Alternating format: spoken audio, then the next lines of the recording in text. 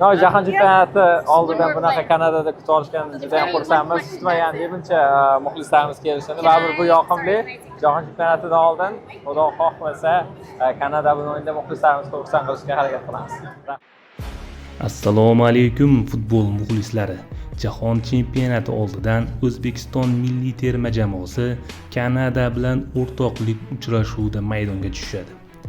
Uchrashuv 1-iyun kuni Kanadaning Edmonton shahrida bo'lib o'tadi va har ikkala jamoa uchun Jahon chempionati oldidan so'nggi sinovlardan biri hisoblanadi. Savol tug'iladi: O'zbekiston Kanadani yenga oladimi? Kanada o'z maydonida o'ynaydi. Ularning tarkibida Jonathan David kabi xavfli futbolchilari bor.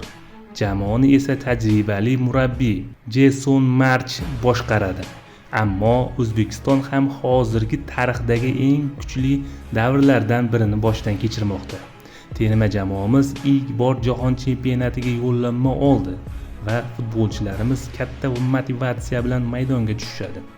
Himoyada Abduqodir Husanov kabi ishonchli futbolchilarimiz bor. Kanada terma jamoasi uchun yana bir muhim masala bor. Jamoa sardori Alfonso Davis jarohatdan tiklanmoqda va uning holati muxlislarni xavotirga solmoqda. U O'zbekiston bilan o'yinga qadar jamoaga qo'shilishi kutilmoqda, ammo uning qay darajada tayyorligini hozircha bilmaymiz. Qiziq tomoni, ikki jamoa shu paytgacha faqat bir marotaba uchrashgan va o'shanda Kanada 2-1 hisobida g'alaba qozongan edi. Meni fikrimcha bu o'yinda aniq favorit yo'q. Kanada mezbonlik omiliga ega, ammo O'zbekiston har qanday jamoaga qarshi kurasha olishini ko'rsatib bo'ldi.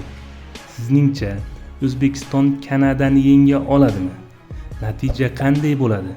Kommentariyada o'z taxminlaringizni yozib qoldiring va bizga obuna bo'ling.